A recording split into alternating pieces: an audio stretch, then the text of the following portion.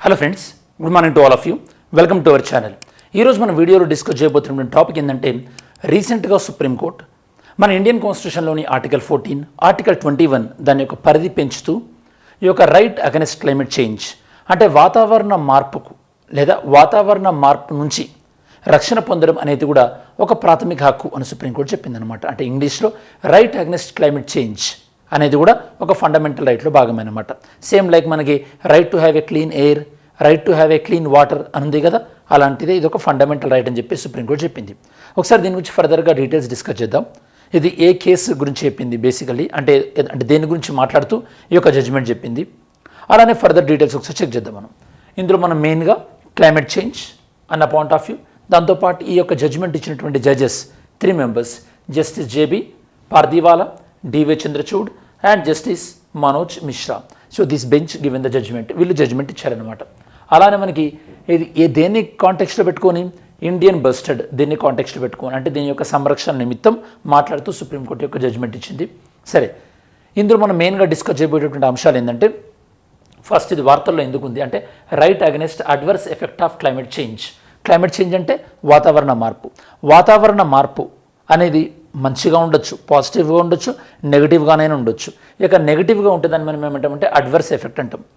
మరి ఈ యొక్క వాతావరణ మార్పు నుండి కాపాడుకునేటటువంటి హక్కు కూడా ప్రజలకు ఉంటుంది అంటున్నారు. అంటే మీనింగ్ ఏంది, ప్రభుత్వం సాధ్యమైనంత మట్టికి ఈ యొక్క గ్లోబల్ వార్మింగ్ కాకుండా లేదా ప్రభుత్వం సాధ్యమైనంత మట్టికి ఈ యొక్క క్లైమేట్ చేంజ్ అనేది పాజిటివ్గా ఉండే విధంగా చర్యలు తీసుకోవాలంటే పర్యావరణాన్ని పరిరక్షించాలని చెప్పేసి ఆల్రెడీ ఇది మనకి డిపిఎస్పిలో చూస్తే ఆల్రెడీ గవర్నమెంట్కి ఇచ్చినటువంటి ఒక అడ్వైజ్ ఇది. ఓకే, డిపిఎస్పిలో ఏ ఆర్టికల్లో ఉంటుంది, గవర్నమెంట్ అనేది ఫారెస్ట్ కానీ లేదా వైల్డ్ లైఫ్ కానీ వీటిని రక్షించాలని ఏ ఆర్టికల్లో ఉంటుంది ఆన్సర్ చేయండి.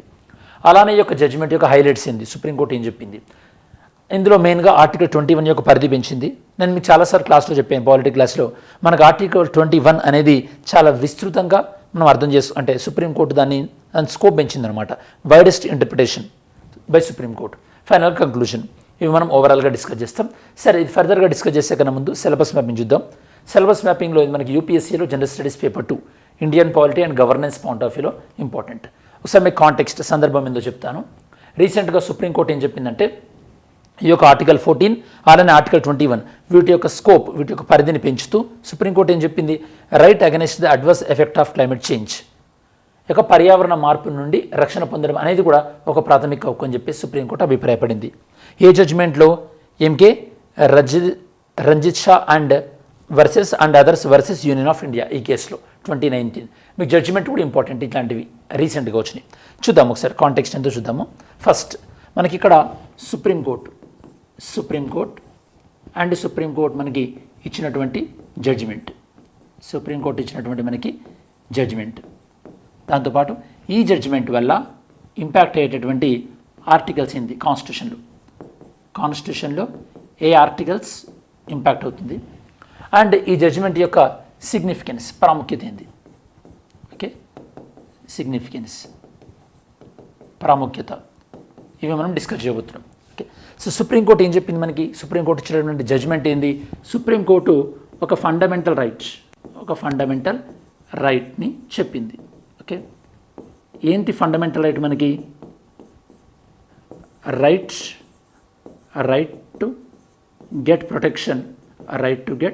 Protection from adverse effect of climate change అంటే వాతావరణ మార్పు నుండి రక్షణను పొందేటటువంటి హక్కు ఏదైతే ఉంటుందో ఇది ఒక ఫండమెంటల్ రైట్ అని చెప్పి సుప్రీంకోర్టు చెప్పింది. ఇది జడ్జిమెంట్ ఇచ్చింది. దీనివల్ల ఏ ఆర్టికల్స్ యొక్క స్కోప్ పెరిగింది మనకి, మెయిన్గా పెరిగినటువంటి స్కోప్ ఏంటంటే ఆర్టికల్ 14 దాంతోపాటు ఆర్టికల్ 19 వీటి యొక్క స్కోప్ అనేది పెరిగింది. ఇవి మనకి ఆర్టికల్ 21 స్కోప్ కూడా పెరిగింది. ఎందుకంటే సరైనటువంటి వాతావరణం ఇవ్వడం అనేది ప్రభుత్వం యొక్క బాధ్యత అని చెప్పేసి, అది ప్రజలకు ఉన్నటువంటి హక్కు అని చెప్పేసి. ఇందులో మనకి ఇంకా ఇంపాక్ట్ అవుతున్నటువంటి ఆర్టికల్స్ ఏమున్నాయి మనకి, ఆల్రెడీ మన గవర్నమెంట్ ఆర్టికల్ 49A చెప్తుంది. ఆర్టికల్ 49A సూటబుల్గా మనకి గవర్నమెంట్ వైల్డ్ లైఫ్ని కానీ ఫారెస్ట్ని కానీ అలానే ఎన్విరాన్మెంట్ని ప్రొటెక్ట్ చేయాలని చెప్పేసి. దీని యొక్క సిగ్నిఫికెన్స్ ఏంటంటే మనకి ఇప్పుడు దీనివల్ల గవర్నమెంట్ యొక్క క్లైమేట్ క్లైమేట్ పాలసీస్ తీసుకురావడం పైన ప్రభుత్వం దృష్టి సారించాల్సి ఉంటుంది. దాంతోపాటు మనకి ఇక్కడ బయోడైవర్సిటీని గవర్నమెంట్ ప్రొటెక్ట్ చేయాల్సి ఉంటుంది. బయోడైవర్సిటీని ఓకే, బయోడైవర్సిటీ అలానే ఫారెస్ట్ కన్జర్వేషన్ వీటన్నింటిని కూడా కలిగి ఉండడం అనేది ఇప్పుడు యొక్క ప్రజల యొక్క ప్రాథమిక హక్కు. ఇది మనకి జుడిషియల్ యాక్టివిజం అని కూడా చెప్పొచ్చు. మనం న్యాయ వ్యవస్థ యొక్క క్రియాశీలత అని కూడా మనం ఈ టాపిక్ చెప్పొచ్చు. మరి ఈ టాపిక్ దేన్ని డీల్ చేస్తూ సుప్రీంకోర్టు ఈ జడ్జిమెంట్ ఇచ్చింది? దేన్ని డీల్ చేస్తూ సుప్రీంకోర్టు ఈ జడ్జిమెంట్ ఇచ్చింది అంటే protection of great Indian bustard. మరి ఒక గ్రేట్ ఇండియన్ బస్టర్డ్ ఏ రాష్ట్రంలో ఎక్కువగా చూడొచ్చు? మీరు ఆన్సర్ చేయండి. లేదా ఏ ప్రాంతంలో ఎక్కువ చూడొచ్చు? వీటిని రాష్ట్రం కానీ ప్రాంతం కానీ ఎక్కడ చూడొచ్చు? అలానే వీటి యొక్క కన్జర్వేషన్ స్టేటస్ ఏంది అంటే వీటి యొక్క రక్షణ స్థితి ఏంది? ఐయుసిఎన్లో వీటి యొక్క కన్జర్వేషన్ స్టేటస్ ఏంది అంటే క్రిటికల్లీ ఎండేంజర్డా ఎక్స్టింటా వీటి యొక్క స్థితి ఏంది? మీరు ఆన్సర్ చేయండి. ఇది మనకు ఓవరాల్గా కాన్సెప్ట్. దీనికి సంబంధించి ఫర్దర్ ఒకసారి మనం డిస్కస్ చేయడానికి ట్రై చేద్దాం. సుప్రీంకోర్టు జడ్జిమెంట్ దేన్ని విచారిస్తూ గ్రేట్ ఇండియన్ బస్టర్డ్ యొక్క కన్జర్వేషన్ దాని యొక్క రక్షణ గురించి చెప్తూ ఈ జడ్జిమెంట్ ఇచ్చిందనమాట. ఏది ఫండమెంటల్ రైట్ అని చెప్పారు? Right to get protection from adverse effect of climate change fundamental right.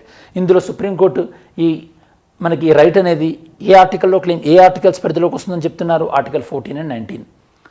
గతంలో ఏది అడ్వైస్ ఉంది మనకి ప్రభుత్వానికి ఎన్విరాన్మెంట్ ప్రొటెక్ట్ చేయాలని చెప్పేసి? Article 49A. అలానే దీని యొక్క సిగ్నిఫికెన్స్ ఏందో, ఈ యొక్క జడ్జిమెంట్ యొక్క ప్రాముఖ్యత ఏంది అనేది మనం మాట్లాడుకున్నాం కదా. చూద్దాం ఒకసారి. కేసు రావడం మనం డిస్కస్ చేసాం. రీసెంట్ జడ్జిమెంట్ దేన్ని డీల్ చేస్తూ గ్రేట్ ఇండియన్ బస్టర్డ్. ఇది మనకి క్రిటికల్లీ ఎండేంజర్డ్ బర్డ్. జనరల్గా ఇది మనకి రాజస్థాన్ అండ్ గుజరాత్లో ఉంటుంది.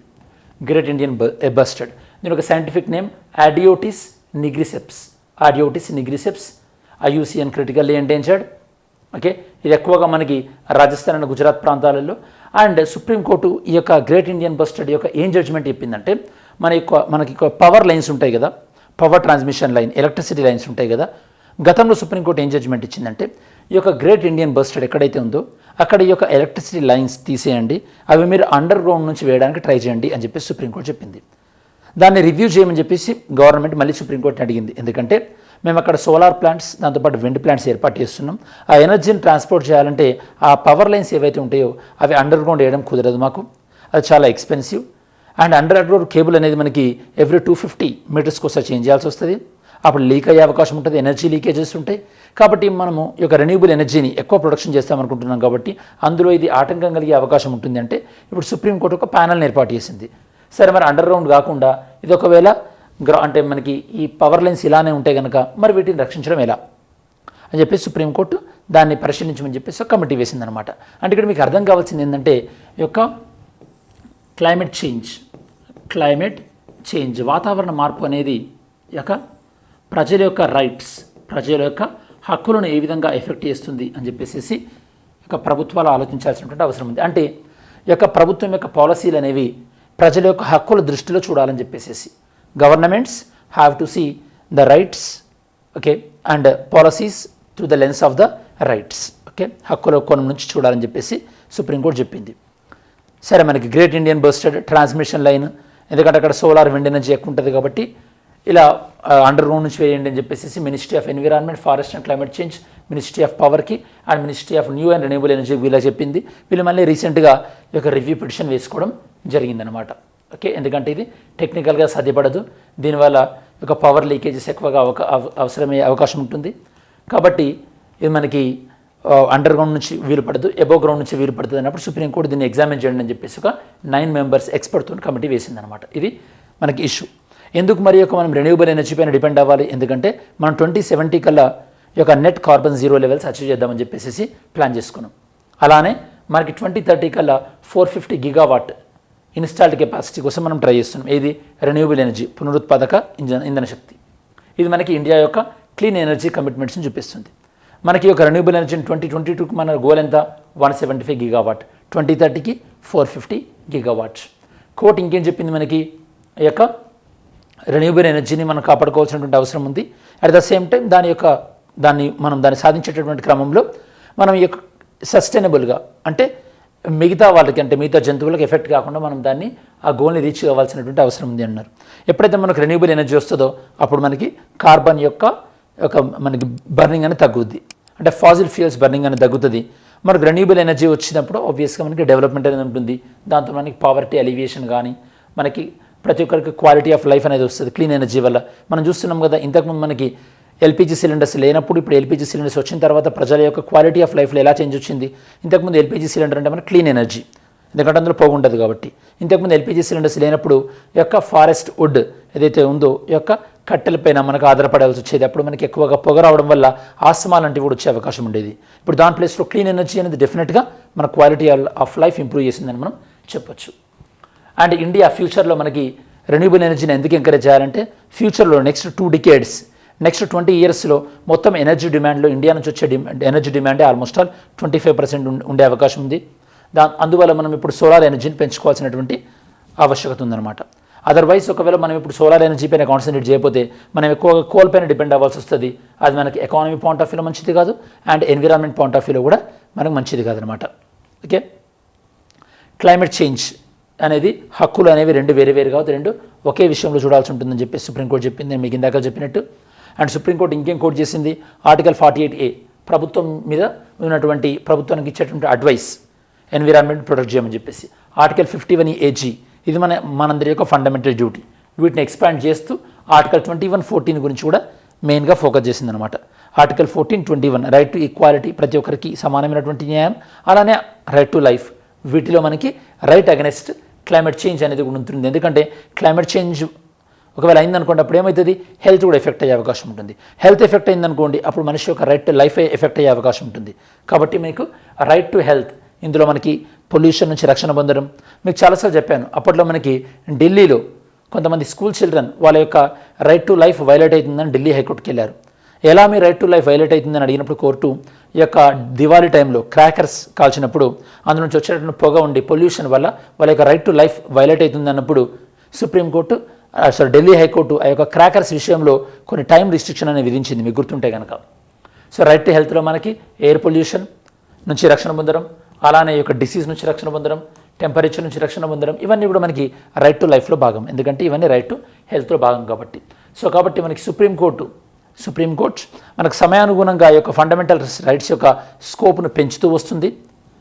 అండ్ ఇది మనకి ఈ యొక్క right against the adverse effect of climate change అనేది అందులో ఒక భాగంగా మనం చూడవచ్చు. అంటే మన యొక్క ఫండమెంటల్ రైట్స్ని ఈ యొక్క ఎక్స్పాండ్ అవుతున్నాయి అన్నటువంటి భాగంలో మనం చూడవచ్చు. ఇది మనకి కంక్లూజన్. మరి ఎస్టర్డేస్ వీడియో క్వశ్చన్ చూద్దాం. Consider the following statement.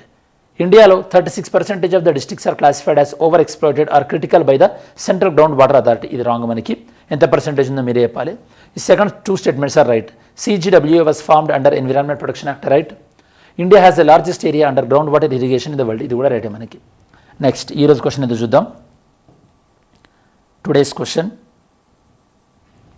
which of the following Supreme Court verdicts is either directly or indirectly related to the right to life and liberty under Article 21? Article 21కి సంబంధించినటువంటి ఇందులో ఉన్నటువంటివి ఏది supreme court judgements. Next mains question, the constitution of India is a living instrument with capability of enormous dynamism. మన Indian constitution అనేది డైనమిక్గా change అయ్యేటటువంటి స్వభావం ఉంది. Illustrate with some special reference to the expanding horizons of the right to life and personal life liberty. అంటే right to life అనేది, personal liberty అనేది, వాటి యొక్క అప్లికేషన్ అనేది ఏ విధంగా ఎక్స్పాండ్ అయింది, ఏ విధంగా విస్తరించింది అనేది మనకి మెయిన్స్ క్వశ్చన్. మనం వీడియో చివరిలోకి వచ్చేసాము కాబట్టి ఈ వీడియోలో మెయిన్గా మనం డిస్కస్ చేసినటువంటి అంశాలు ఏంటి, right to life against adverse climate impact అనేది మనకి ఒక ఫండమెంటల్ రైట్గా సుప్రీంకోర్టు గుర్తించింది. మనకి right against adverse effect of climate change. మరి ఇది ఏ జడ్జ్మెంట్లో భాగంగా మనం డిస్కస్ చేసాం. అండ్ ఇందులో సుప్రీంకోర్టు అబ్జర్వ్ చేసినటువంటి కొన్ని ఆర్టికల్స్ అండ్ మనం సస్టైనబుల్ ఎనర్జీని ఎందుకు ఎంకరేజ్ చేయాల్సినటువంటి అవసరం ఉంది మనం డిస్కస్ చేసాం. ఇది మనకి ఓవరాల్గా సుప్రీంకోర్టు యొక్క right to freedom from adverse climate impact అనేటటువంటి ఏదైతే జడ్జ్మెంట్ ఇచ్చిందో దానికి సంబంధించినటువంటి సమగ్రమైన విశ్లేషణ. Thanks for watching this video. Have a great day. జై హింద్.